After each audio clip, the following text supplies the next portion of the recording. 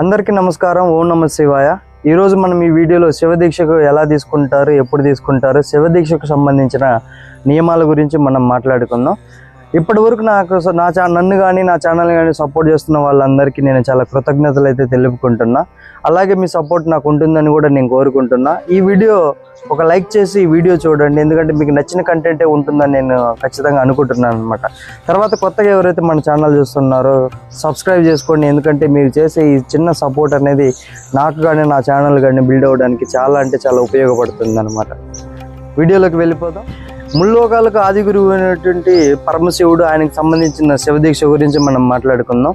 శివదీక్ష ఏంటంటే భక్తులు శివునితోటి మమేకం అవ్వడానికి చేసే దీక్షే శివదీక్ష అనమాట.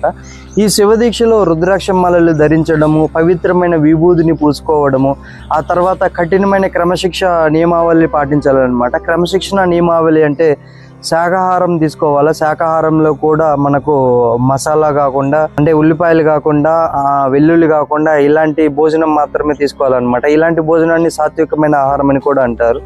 దానితో పాటు సత్యాన్ని మాత్రమే మనం పాటించాలా, ఇంకా బ్రహ్మచర్యం అయితే పాటించాలన్నమాట. ఇలా కఠినమైన దీక్షలో ఒకటైనటువంటి శివదీక్ష అంటారనమాట. శివదీక్షను అర్హత కలిగినటువంటి గురువు దగ్గర నుంచి రుద్రాక్షమాలలు ధరించడం, ఆ గురువు మంత్రం జపిస్తూ మనకైతే రుద్రాక్షమాల ధరిస్తారనమాట. ఇలా శివదీక్షను అయితే మనం అర్హత కలిగిన గురువు దగ్గర నుంచే తీసుకోవాలా. తర్వాత విసర్జన కూడా ఏ గురువు దగ్గర అయితే మీరు శివదీక్ష తీసుకున్నారో అదే గురువు దగ్గర విసర్జన చేయడం కూడా మంచిదన్నమాట. శాస్త్రం కూడా అలాగే చెప్తుంది. మనం చూసుకున్నట్లయితే రోజు మన చుట్టూ ఉన్న వాళ్ళని గమనిస్తూ ఉంటాం కదా. గమనిస్తున్న వాళ్ళల్లో రకరకాల దీక్షలు చూస్తూ ఉంటాం. అయ్యప్ప దీక్ష, భవానీమాల అవ్వచ్చు, ఆంజనేయ మాల అవ్వచ్చు, వెంకటేశ్వర స్వామి మాల అవ్వచ్చు, ఇలా రకరకాల మాలలు మనం చూస్తూ ఉంటాం కదా. కానీ శివదీక్షకే ఎందుకు ప్రాముఖ్యత వచ్చిందంటే, శివదీక్షను శివుని అర్ధాంగి అయినటువంటి పార్వతీమాతతో పాటు శ్రీ మహావిష్ణువు, బ్రహ్మ కూడా శివదీక్షను తీసుకున్నారనమాట. సో అందుకని శివదీక్షకు ప్రాముఖ్యత వచ్చింది. మిగతా దీక్షలన్నీ మానవులు పాటిస్తే శివదీక్షను దేవుళ్ళు సైతం పాటించారనమాట. అందుకే శివదీక్షకు ఇంత ప్రాముఖ్యత సంతరించుకుంది.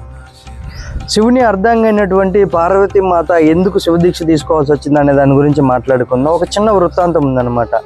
శివుని అర్ధాంగి అయినటువంటి సతీదేవి మరణించిన తర్వాత జీవితం మీద విరక్తి చెందినటువంటి పరమశివుడు ధ్యానముద్రలోకి వెళ్ళిపోయారనమాట. ఆయన ధ్యానముద్రలోకి వెళ్ళిపోయినాక లోక కళ్యాణం కోసం సతీదేవి పార్వతీమాతగా మళ్ళీ పునర్జన్మనైతే తీసుకున్నారనమాట. ఇలా పునర్జన్మ తీసుకున్న తర్వాత నారద ముని పార్వతీమాతకు తన జన్మ రహస్యం గురించి చెప్పి శివుడు వైరాగ్యంలోకి వెళ్ళిపోయాడు. ఆయనకు సంబంధించినటువంటి దీక్ష తీసుకొని ఆయన ప్రసన్నం చేసుకొని ఈ లోక కళ్యాణం కోసమై ఆయనైతే పెళ్లి చేసుకోవాలని నారద ముని అయితే పార్వతీమాతకు వివరించారనమాట. పార్వతీమాత ఘోర తపస్సు చేశారు. ఈ ఘోర తపస్సుకు ప్రసన్నుడైనటువంటి శివుడు పార్వతీమాతనైతే వివాహం ఆడాడనమాట. ఇలాగా లోక కళ్యాణం కోసం శివపార్వతుల వివాహం అయితే జరిగింది.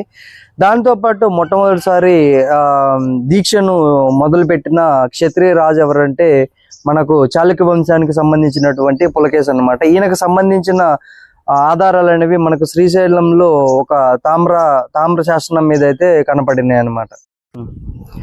ముల్లోకాలకు ఆది గురువు అయినటువంటి పరమశివుడు, ఆయనకు సంబంధించిన శివదీక్ష గురించి మనం మాట్లాడుకుందాం. శివదీక్ష ఏంటంటే భక్తులు శివునితోటి మమేకం అవ్వడానికి చేసే దీక్షే శివదీక్ష అనమాట. ఈ శివదీక్షలో రుద్రాక్షమాలలు ధరించడము, పవిత్రమైన విభూతిని పూసుకోవడము, ఆ తర్వాత కఠినమైన క్రమశిక్ష నియమావళి పాటించాలన్నమాట. క్రమశిక్షణ నియమావళి అంటే శాకాహారం తీసుకోవాలి. శాకాహారంలో కూడా మనకు మసాలా కాకుండా, ఆనియన్స్ అంటే ఉల్లిపాయలు కాకుండా, వెల్లుల్లి కాకుండా ఇలాంటి భోజనం మాత్రమే తీసుకోవాలన్నమాట. ఇలాంటి భోజనాన్ని సాత్వికమైన ఆహారం అని కూడా అంటారు. దానితో పాటు సత్యాన్ని మాత్రమే మనం పాటించాలా, ఇంకా బ్రహ్మచర్యం అయితే పాటించాలన్నమాట. ఇలా కఠినమైన దీక్షలో ఒకటైనటువంటి శివదీక్ష అంటారనమాట. గురువు దగ్గర నుంచి మనం దీక్ష పొందిన తర్వాత శివదీక్షలో మనం పాటించాల్సిన నియమాల గురించి మనం మాట్లాడుకుందాం. దానితో పాటు శివదీక్షలో మనం శివదీక్ష తీసుకున్న తర్వాత ప్రతిరోజు ఉదయం, మధ్యాహ్నం, సాయంత్రం అంటే 3 పూటల్లో మనం చన్నీటితోటి తలస్నానం అయితే చేయాలి. తలస్నానం చేసిన ప్రతిసారి, అంటే స్నానం చేసిన ప్రతిసారి డాలర్ సింబల్ మీద ఉన్నటువంటి పరమశివుడిని మనం పూజించుకోవాలా. పూజించుకున్న తర్వాత మనల్ని మనం పూజించుకోవాలన్నమాట. తర్వాత పవిత్రమైన బూడిదను మనం నుదుటిన ధరించి ప్రతిసారి అంటే స్నానం చేసిన ప్రతిసారి ధ్యానం అయితే చేస్తే మంచిదన్నమాట. ఈ ధ్యానం చేయడానికి మనం ఉపయోగించే పదం ఏంటంటే ఓం నమ శివాయ. ఓం నమ శివాయ అనే పంచాక్షరి అనేది మనం సర్వం అంటారనమాట. శివదీక్షలో ఉన్న ప్రతి ఒక్కళ్ళకి ఓం నమ శివాయ అనేది అంతా సర్వమే అనమాట. తప్పకుండా ఈ దీక్షల్లో ఓం నమ శివాయ అనే ధ్యానం చేస్తున్నప్పుడు ఓం నమ శివాయని పఠిస్తూనే ఉండాలి. తర్వాత ఇలా స్నానం చేసి ధ్యానం చేసిన తర్వాత తప్పకుండా మీకు దగ్గరలోని శివాలయం అవ్వచ్చు, లేదా మీరు ప్రతిష్ఠించుకున్నటువంటి పటం దగ్గర అవ్వచ్చు, తప్పకుండా పాటించాలా. స్కిప్ చేయడానికి వీల్లేదనమాట. తప్పకుండా మనము హారతిని అయితే తీసుకోవాలి. ఇలా హారతి తీసుకున్న తర్వాత ఎటువంటి ఆహారం తీసుకోవాలా?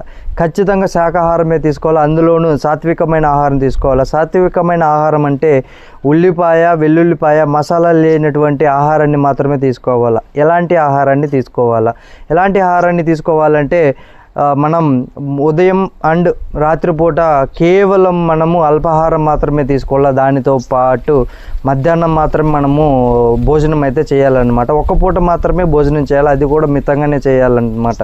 అలా చేస్తూ మేలుకున్న ప్రతిసారి ఓం నమ శివాయ అనే పంచాక్షరాన్ని పఠిస్తూ ఉంటే శివదీక్షకు ఇంకా ఎక్కువ ప్రాముఖ్యత అనేది సంతరించుకుంటుందన్నమాట. ఇలా శివదీక్షలో మనము కఠినమైన క్రమశిక్షణ నియమావళి పాటించాలి. అవేంటంటే శాకాహారం మాత్రమే భుజించాలా, దానితో పాటు సత్యం మాత్రమే పాటించాలా, అండ్ క్రమశిక్షణలో లాస్ట్ది అయినటువంటి బ్రహ్మచర్యం అయితే పాటించాలన్నమాట. ఈ నియమాలు అయితే ఖచ్చితంగా పాటించాలి. మనం బయట చూస్తున్నట్లయితే అంటే మిగతా స్వాములు అవ్వచ్చు, మనం వాళ్ళని అవమానించినట్టు కాదు, కానీ మిగతా స్వాములు చాలామంది నేను గమనించిన చెప్పులు వేసుకొని తిరుగుతుంటారు, లేదా షాంపులు వాడుతుంటారు, సబ్బులు వాడుతుంటారు. కానీ ఒక దీక్ష తీసుకున్నప్పుడు ఈ నియమాలన్నీ ఏమీ పాటించకుండా చేయాలన్నమాట. శివదీక్ష అందుకే కఠినమైనదని అంటారనమాట. దేవతల సైతం పాటించిన దీక్ష శివదీక్ష కాబట్టి అందుకే శివదీక్షకు ఇంత ప్రాముఖ్యత వచ్చిందనమాట. పార్వతీదేవిని మొదలుకొని క్షత్రియ రాజు అయినటువంటి పులకేశి దగ్గర నుంచి ఇప్పుడు మనం అందరం చూస్తున్నటువంటి ఈ దీక్షలు అయితే తీసుకున్నాం. ఈ దీక్షలు అనేవి ఎన్ని రోజులు తీసుకోవాలని చాలామందికి చాలా రకరకాల సందేహాలు ఉండుంటాయి. మండల దీక్ష, అర్ధమండల దీక్ష అని ఉంటాయి అన్నమాట. దానితో పాటు 11 రోజులు, 5 రోజులు ఇలా ఉంటాయి అన్నమాట. ఇవన్నీ మనకు కన్వీనియంట్గా మనం మార్చుకునే అన్నమాట. ఎక్కువ శాతము మండల దీక్షను పాటిస్తే చాలా మంచిదన్నమాట. సో మండల దీక్ష అంటే 40 రోజులు పాటించాలి. ఈ 40 రోజులు శివుడి నామమే పఠిస్తూ ఓం నమ శివాయ అనే పంచాక్షరాన్ని పఠిస్తూ శాకాహారము, మితమైన ఆహారం మాత్రమే తీసుకుంటూ కఠినమైన క్రమశిక్షణ నియమావళి పాటిస్తూ మనము పూర్తి చేయాలన్నమాట. ఇలాగా 41 రోజులు అంటే మండలం పూర్తయిన తర్వాత ఏ గురువు దగ్గర నుంచి అయితే మీరు దీక్ష తీసుకున్నారో ఆ గురువు దగ్గర నుండి దీక్ష విరమిస్తే బాగుంటుందనేసి మనకు శివపురాణం అయితే చెప్తుంది. ఇప్పటివరకు నా వీడియో చూస్తున్నారు అని నేను అనుకుంటున్నాను అనమాట. ఈ వీడియోకి నేను నచ్చినట్లయితే లైక్ చేయండి. కొత్తగా ఎవరైతే మన ఛానల్ చూస్తున్నారో సబ్స్క్రైబ్ చేసుకోండి. ఓం నమ శివాయ.